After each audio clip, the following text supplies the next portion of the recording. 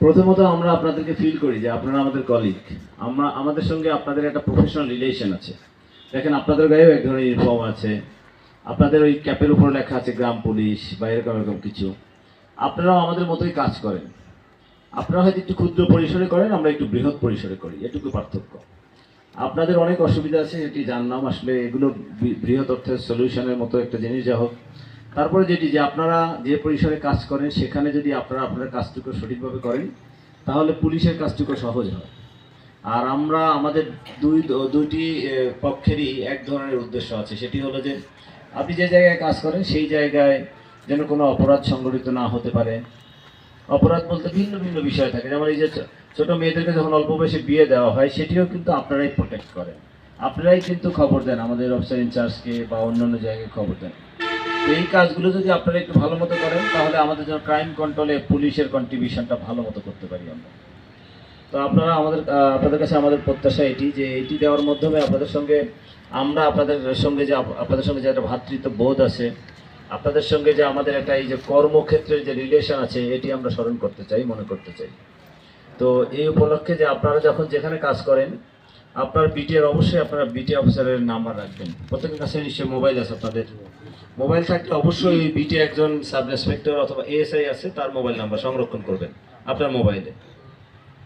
থানা ডিউটি অফিসারের একটা নাম্বার আছে সেটিও রাখবেন, অফিসার ইনচার্জের নাম্বার রাখবেন, 999-এর একটা নাম্বার সেভ করে রাখবেন, যাতে করে কোনো রকম দুর্ঘটনা কোনো রকম গণ্ডগোল সংঘটিত হলে আপনারা যেহেতু গ্রামে বসবাস করেন, যে গ্রামে থাকেন, যে ইউনিয়নে আপনার দায়িত্ব আছে, ওই ইউনিয়নের কোথাও যদি কোনো জমি সংক্রান্ত কোনো ঝামেলা হয়, দলগত কোনো সমস্যা হয়, ছোটোখাটো চুরি হয়, এই যে পুকুরে চুরি হয়, মাছ চুরি হয়, খেতে ধান চুরি হয়, নারিকেল চুরি হয়, গরু চুরি হয়, আপনারা যদি এই তথ্যগুলো জানেন, অবশ্যই জানেন কোনো গ্রামের কোন ছেলেটা মাদকের সাথে রিলেটেড, কে জুয়া খেলে, কে মানুষের উপর ডোমিনেট করে, অর্থাৎ মানুষের উপর অত্যাচার করেছে অতীতে অথবা এখনও করার চেষ্টা করে, অথবা এখন নতুন করে কে করে, এই তথ্যগুলো কিন্তু আপনাদের কাছে আছে। আমাদের অফিসার ইনচার্জ নতুন মানুষ এসছেন, হয় এক সপ্তাহ হলো না মনে হয়। এখানে অনেক অফিসার আছে যারা একদমই নতুন। তো নতুন মানুষের কোনো একটা এলাকা চিনতে, জানতে, বুঝতেও তো সময় লাগে। কিন্তু আপনারা তো আপনার এলাকায় থাকেন, এই কারণে আপনার মাটির প্রতি কিন্তু আপনার ঋণ আছে। আর এছাড়া আপনি চাকরি করেন, হয়তো অনেক স্বল্প বেতন পান, কিন্তু আপনার ভাবতে হবে যে আপনার গ্রামেই অনেক মানুষ আছে যে আপনার চেয়ে আরও অনেক কম টাকা ইনকাম করে। আমি যে টাকা ইনকাম করি আমার চেয়ে বেশি টাকা ইনকাম করে হাজার হাজার লক্ষ লক্ষ মানুষ আছে। এখন আমি যদি সে কথা ভেবে কষ্ট পাই তাহলে আমার কষ্টটা বেড়ে যাবে। এজন্য আপনাকে আল্লাহ যা দিয়েছে, যতটুকু দিয়েছে সেটাতে সন্তুষ্ট থাকা এবং নিজের ভাগ্য উন্নয়নের জন্য প্রচেষ্টা অব্যাহত রাখা, এটি হলো সবচেয়ে বড় কাজ। তাহলে আপনারা আজকে থেকে আপনাদের কাছে আমাদের প্রত্যাশা থাকবে যে আপনারা যে অঞ্চলে, যে গ্রামে বা যে ইউনিয়নের জন্য দায়িত্বপ্রাপ্ত, একটা ইউনিয়নে কয়জন চৌকিদার বা আপনার দফাদার থাকে বলতে পারেন? কয়জন? আচ্ছা, একটা ইউনিয়ন কিন্তু খুব বড় জায়গা না। একটা ইউনিয়নে কয়টা গ্রাম থাকে? সর্বোচ্চ 4-5টা গ্রাম থাকে, অনেক সময় বেশিও থাকে।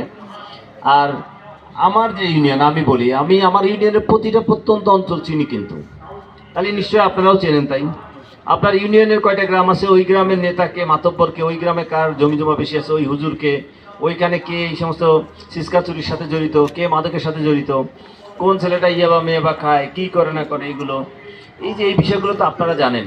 এই তথ্যগুলো আপনারা অবশ্যই বিট অফিসারকে, ডিউটি বা আমার অফিসার ইনচার্জ বা আমাদেরকে দেবেন, তাহলে আমরা আইন শৃঙ্খলাটাকে সমুন্নত রাখতে পারবো।